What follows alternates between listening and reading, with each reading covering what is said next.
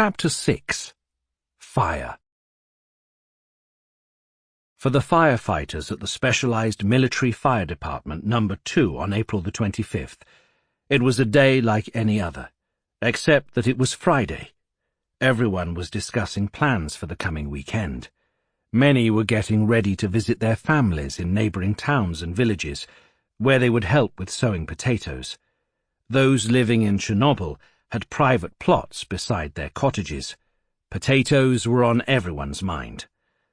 Most of the engineers and technical personnel working at the power plant were newcomers from Russia and other parts of Ukraine, but the firefighters, like the construction workers, were locals, Ukrainians and Belarusians from across the border.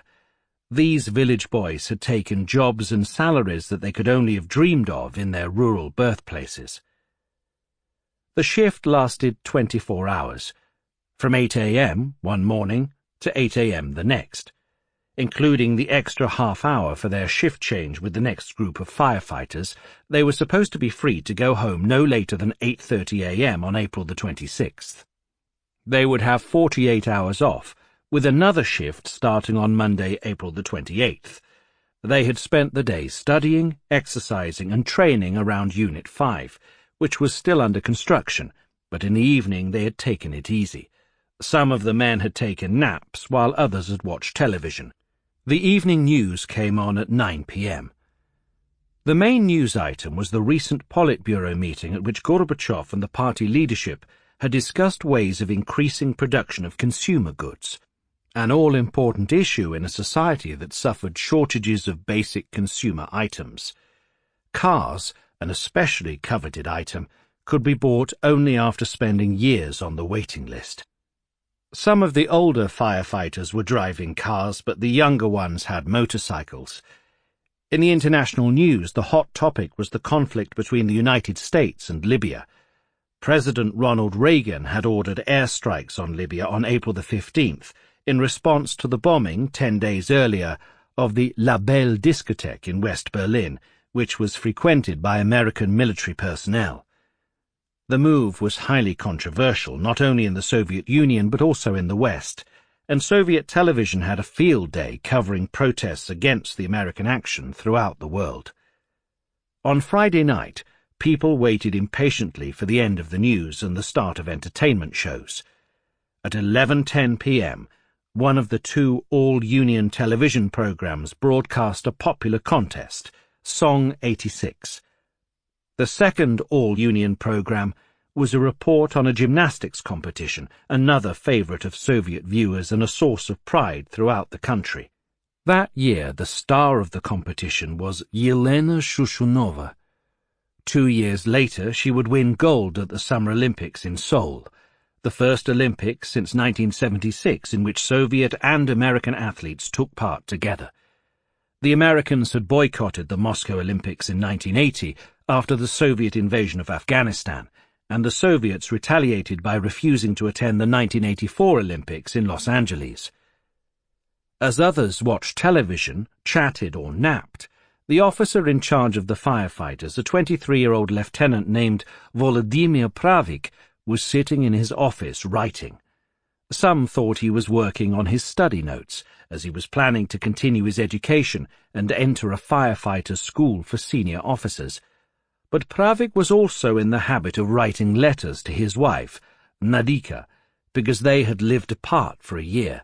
Volodymyr was in Chernobyl, while Nadika was finishing her studies in Cherkasy, a city on the Dnieper 320 kilometers south of Pripyat.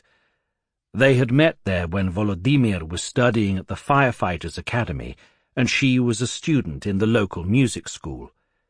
They fell in love instantly, but Nadika was only 17, too young to marry. Volodymyr returned to his hometown of Chernobyl, while she remained in Cherkasy. They married in 1984. In the following year, Nadika moved to Pripyat, but Volodymyr was still more comfortable expressing his deepest feelings for her in writing. He used his long shifts away from his family to write her letters. 2 weeks earlier, Nadika had given birth to their daughter Natalka. Lieutenant Pravik asked his superiors to move him to a different position, without night shifts, so he could spend more time with his family. They promised to arrange the move, but there was no one to replace him yet, so he had to stay for the time being. He loved his job and his crew, and he was always working on projects to improve things in the fire department. With the help of one of the firefighters, he designed and installed remote-control doors in the department's garage, a rare feature at the time. That day he had brought his tape recorder to work, with the idea of preparing a musical greeting to his crew for the coming holidays. At 2 a.m. he was supposed to be replaced on duty and take a nap before the end of the shift at 8 a.m. Later that morning, he, Nadika, and their daughter were planning to visit his parents in Chernobyl. Like everyone else in his unit, he was preparing to help his parents with the gardening. Lieutenant Pravik and his crew were by no means the darlings of the fire department command. If anything, they were a high-maintenance unit that demanded considerable attention from the department's commander, the 35-year-old Major Leonid Telyatnikov. It was a highly distinctive unit. You could say that it was a unit of individuals, Telyatnikov recalled, because everyone was on his own. There were a great many veterans there, a great many mavericks.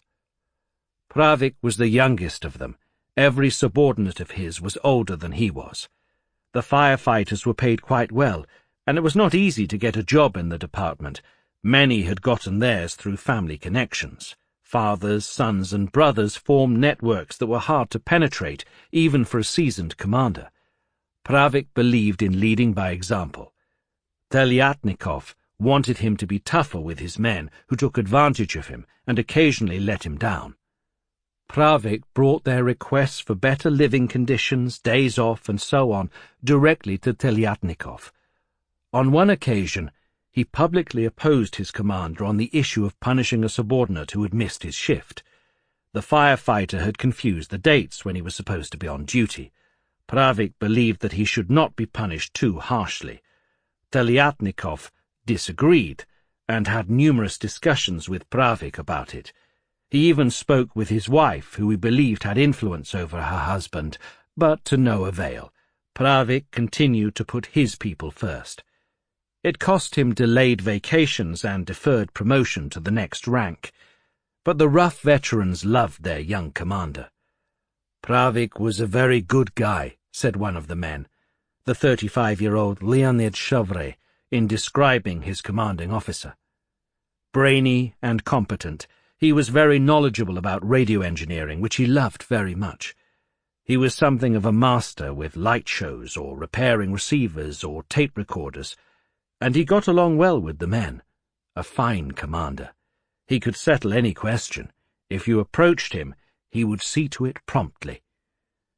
Serhii was the oldest of 3 brothers, all of them firefighters from a Belarusian village on the border with Ukraine. The city of Pripyat was only 17 kilometers away from the village, while the administrative center of their country in Belarus was 50 kilometers away. Leonid and Ivan Serhii were both members of Pravik's crew, and both were on duty that night. Their youngest brother, Petr, a lieutenant, was at home.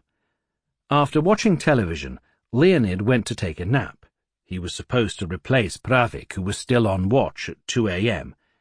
Ivan was in front of the fire station, chatting with other firefighters, when they heard a sound. Ivan recognized it immediately as a release of steam from the power station. That had happened before, so he did not pay much attention to it. Ivan had just walked into the fire department building when he heard an explosion, then another one. What had happened? He rushed to the window and saw a fireball rising above Unit 4. The siren sounded, waking up Leonid. "Look, it's burning," came the voices of his fellow firefighters, pointing to the power station. Above the station, usually illuminated at night by numerous spotlights, a mushroom cloud of smoke was rising from the top of the reactor building, a red column turning blue as it ascended and exploded into a black cloud. Before they knew it, they were already in the fire truck, Leonid Serhii sitting next to Lieutenant Pravik, Ivan Serhii following in the next truck. 3 trucks were speeding toward the power plant. As they approached the gates, they could see nothing of the fire and smoke they had just observed. They reached the administration building, located at some distance between Units 1 and 2. Behind the units and connecting them was a turbine hall, a long structure approximately 32 meters in height that connected all 4 reactors of the power plant. Units 3 and 4 were next to each other and shared a tall exhaust pipe that would end up in almost all the photos of the Chernobyl plant.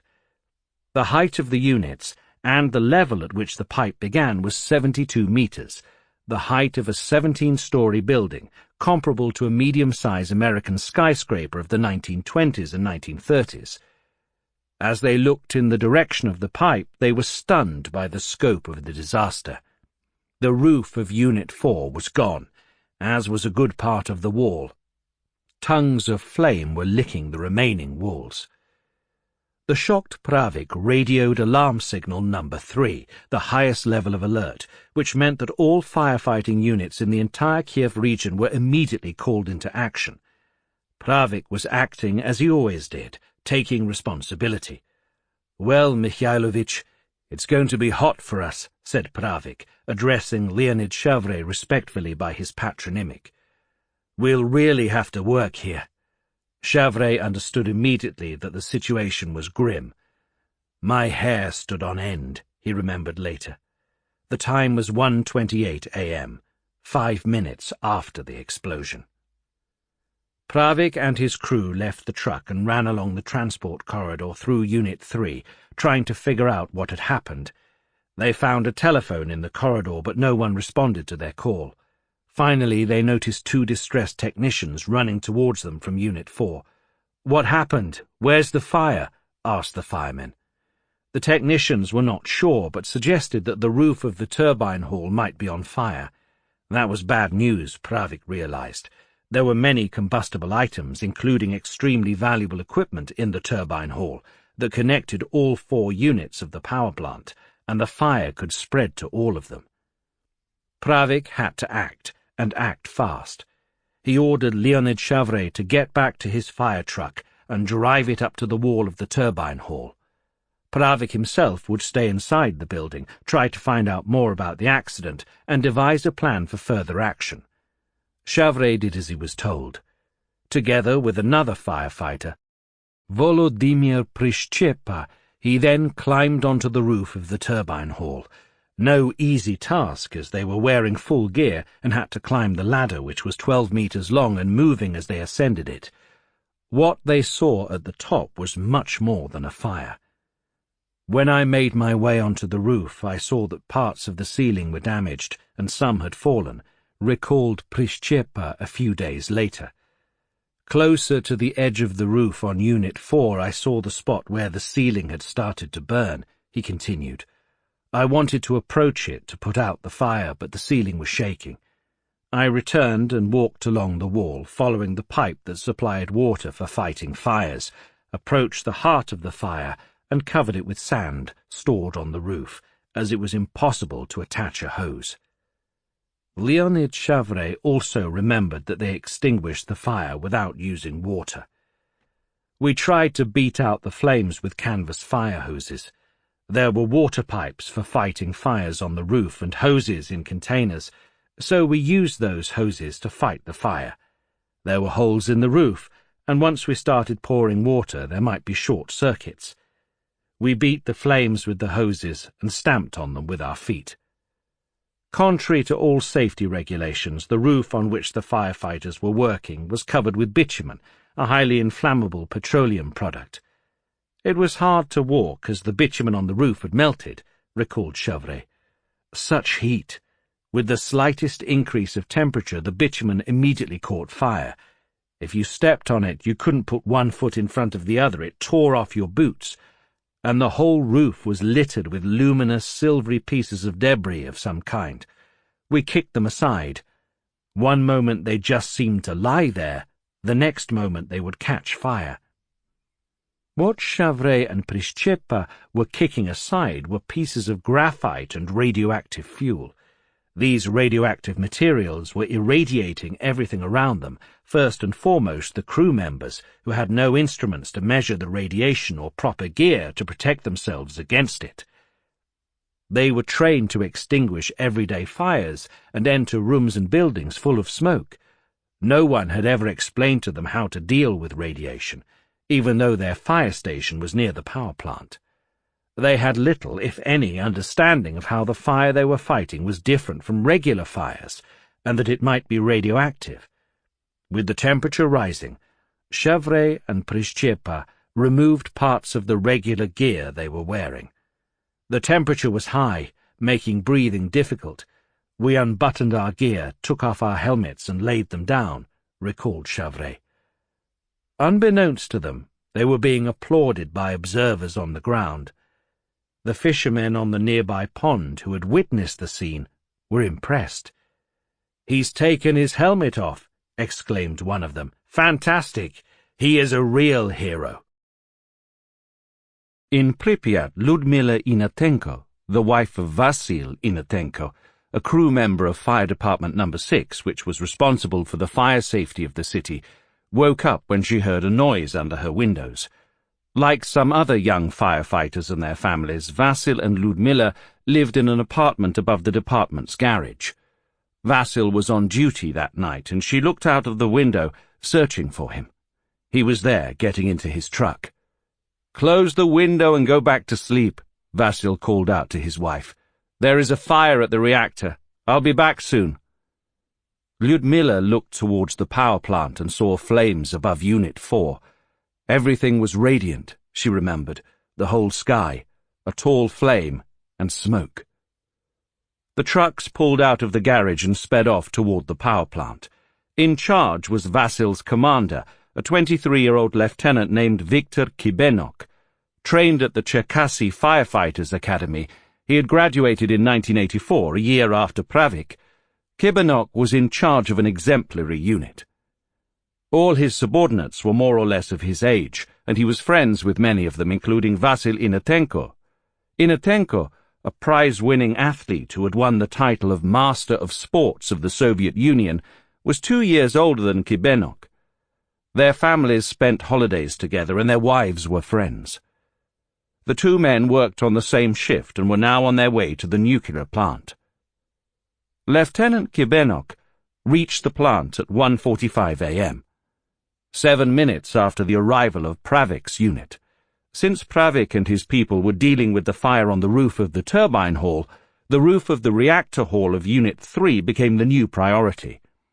It had caught fire from the explosion on the nearby Unit 4. Building the two units next to each other had saved money. They shared an exhaust pipe and other facilities, but now their proximity had turned dangerous. Kibenok, Inatenko, and most of their fellow crew members connected fire hoses to hydrants and to pipes on the walls of the reactor building. They then climbed the ladders attached to the building up to the roof. It was a dangerous task as they were dressed in full gear and the height of the unit was close to 72 meters. From the roof of Unit 3 they could see the terrifying sight of the exploded reactor hall and the fire emerging from below. They located the hoses stored on the roof, connected them to the wall pipes, and began to extinguish the fire. Lieutenant Pravik soon joined Kibenok and his crew on the roof of the reactor hall. His men, including Leonid Serhii, were keeping the roof of the turbine hall under control. Pravik could now help Kibenok. Those remaining on the ground saw Pravik climbing the fire ladder up to the machine hall, and from there to the top of the reactor hall of Unit 3. The location around the base of the exhaust pipe became their battleground. Some of the firefighters, including Inatenko, were using hoses. Others were busy kicking graphite blocks off the roof.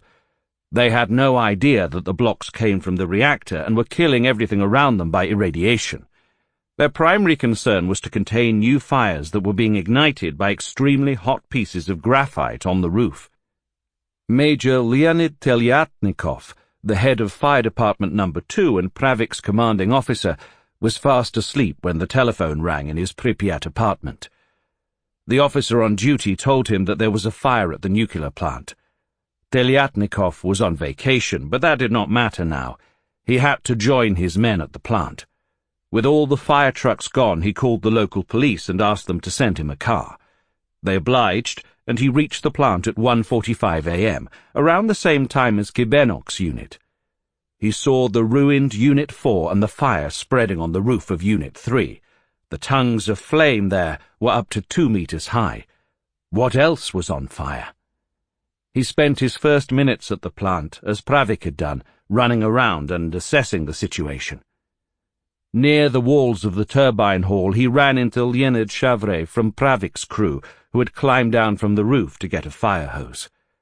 "Leonid Petrovich, the power cables are broken here. They could have killed me," Serhii told his boss, referring to the destroyed power lines and electric wires hanging from what remained of the walls of Unit 4, from which Telyatnikov was coming. "Well, they didn't kill you, so you're alive," responded Telyatnikov, who asked Serhii where Pravik was. Telyatnikov was concerned about the young lieutenant, but Serhii's reply was encouraging.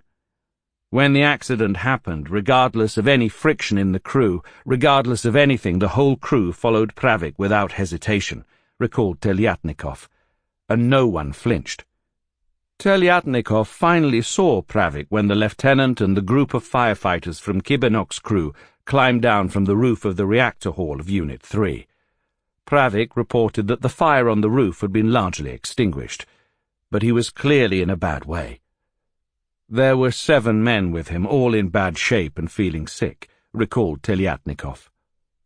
He spotted an ambulance nearby and ordered Pravik and his men into it. It was 2:25 a.m. They had spent less than half an hour on the roof, but were now feeling very sick. Everyone now realized that it was not just the effect of the fire. As Pravik got into the ambulance, he asked those around him to tell his wife, Nadika, to close the windows in their apartment. The ambulance sped off to the Pripyat hospital.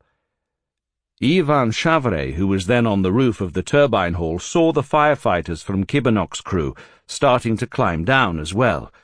They all felt sick. Vasil Inatenko, who was lying on the edge of the roof, was in particularly bad shape. Kibenok, his shirt torn, was moving slowly, holding on to the wall. They were helped down to the ground, and the ambulance took them to the hospital. The only doctor on duty in Pripyat that night was 28-year-old Valentin Belokon, who had been responding to emergency calls, sick children, patients with chronic diseases needing help, and a man who had jumped out of a window after drinking too much. Then came the call from the nuclear station.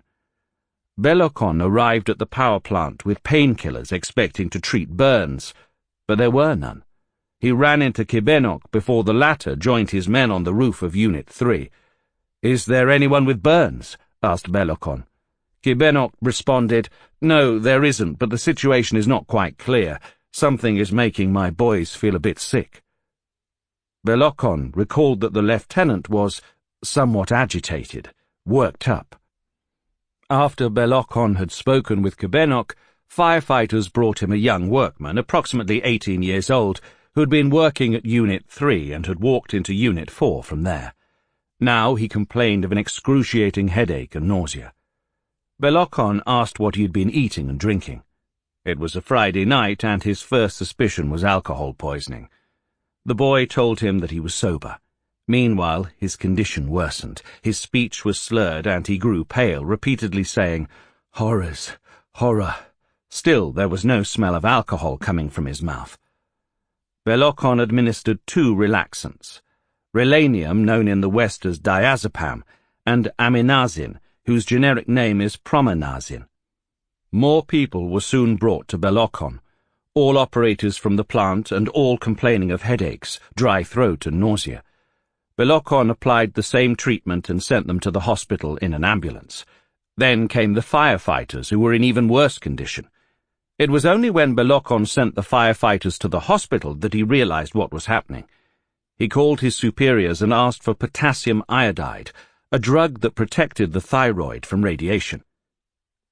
They were skeptical at first until they saw the first patient sent by Belokon, and then they sent the drug.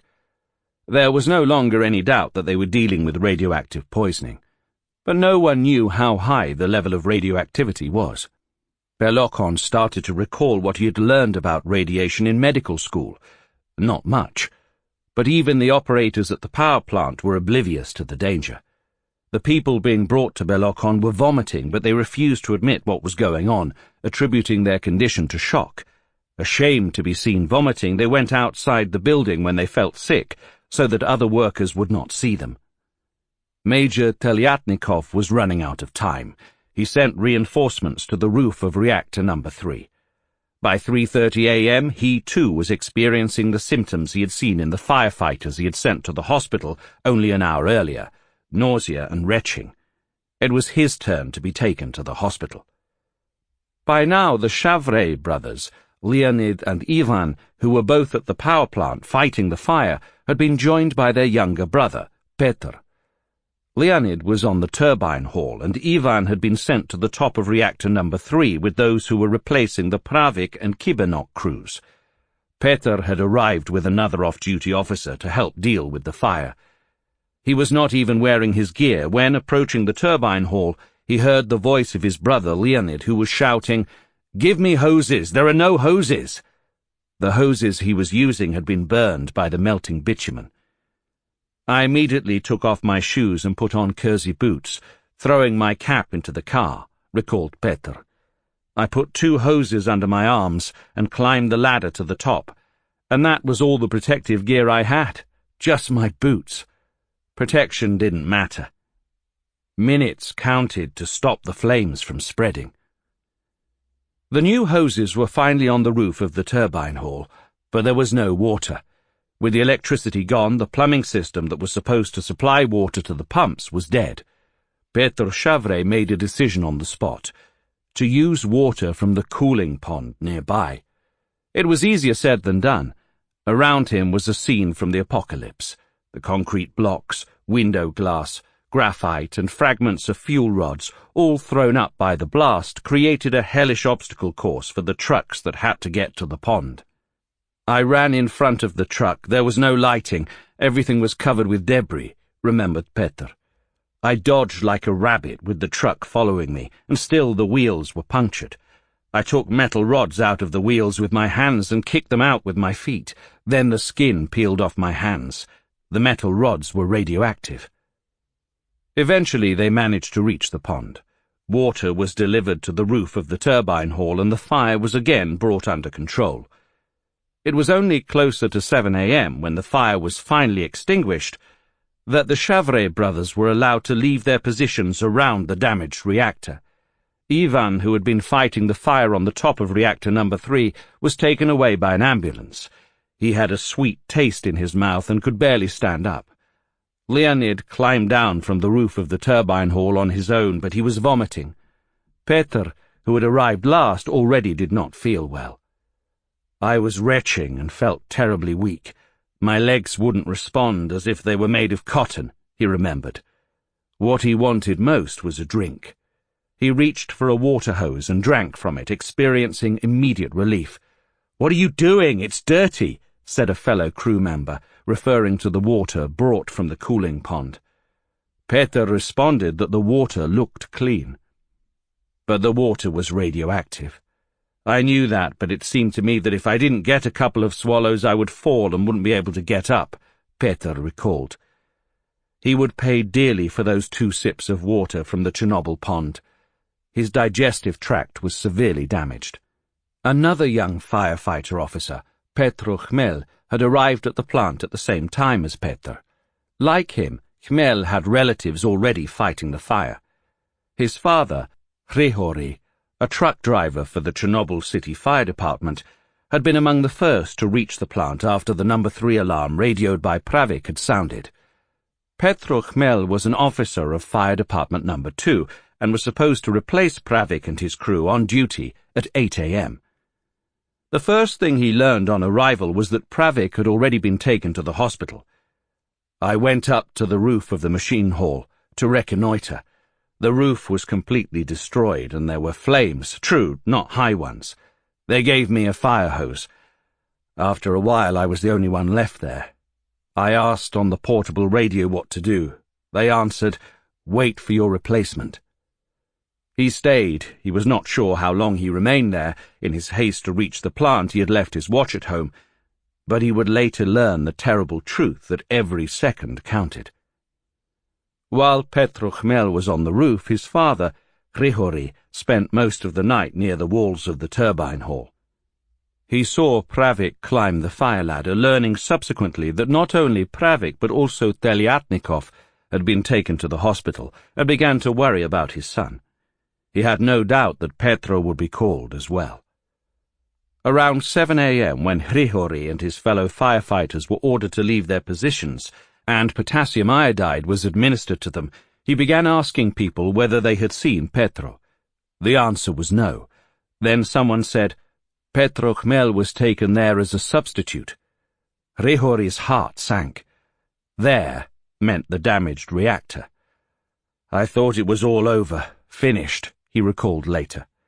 Serhii was told to surrender all his clothing and take a shower. Only after that did he see his son. "I went out onto the street, looked around. It was light and everything was visible, and saw my Petro coming in uniform with a coat on, a fire belt, a cap and leather boots." "Are you here, father?" Petro asked his dad before being taken away for decontamination. Serhii must have felt like Nikolai Gogol's Taras Bulba at the execution of his son Ostap, who shouted into the crowd, "Father, where are you? Do you hear me?" before he was put to death. Serhii refused to leave the premises and waited until his son had taken a shower. Petro was obviously sick. As he recalled later, "I started to feel bad in the shower. I came out. My father was waiting for me. 'How do you feel, sonny?' Hearing almost nothing by then, I heard only, 'Hold on.'" In the dorm room above the garage of Fire Department No. 6 in Pripyat, Lyudmila Inatenko could not sleep after her husband, Vasil, left for the plant before 2 a.m. She was pregnant with their first child, whose birth was expected soon, but it was more than that. She felt that something was wrong. The fire truck was not coming back. 4 o'clock, 5, 6, she recalled. At 6 we were supposed to go to his parents' home to plant potatoes. Not until 7 did Lyudmila learn that Vasil was not coming back. He was in the hospital. She rushed there but could not get through. The police had cordoned it off, allowing only ambulances to go back and forth at great speed. They ordered people to stay away from the ambulances. Lyudmila was desperate. She found a doctor whom she knew. "I grabbed her white coat when she came out of the ambulance. 'Get me inside.' 'I can't. He's bad. They all are.' Lyudmila begged, and the doctor finally agreed. He was all swollen and puffed up, recalled Lyudmila. She could hardly see Vasil's eyes. Lyudmila asked her husband what she could do to help him. "Get out of here. Go. You have our child," he said weakly. "Go. Leave. Save the baby." Lyudmila remembered the doctors telling Vasil and others that they had gas poisoning, but he probably knew that it was radiation. That realization came too late to Vasil and his fellow firefighters, but once they understood what was happening, they wanted their families out. They had extinguished the fire, but they could do nothing about the radiation. It was out of control and only starting its destruction of their bodies and the environment. Volodymyr Pravik's parents waited in vain for hours for their son to come and help them with the gardening. When they finally learned that he was in the Pripyat hospital, they rushed to see him. Volodymyr told them through the window to get on their motorcycle, grab his wife Nadika and daughter Natalka, wrap Natalka in as many blankets as possible, and send both immediately to Nadika's parents in central Ukraine, away from Pripyat and Chernobyl. They did as he said. Before leaving their apartment, Nadika left a letter for Volodymyr on the table, telling him where she and Natalka were. Their romance had been conducted largely by letter. This would be the only one to remain unanswered.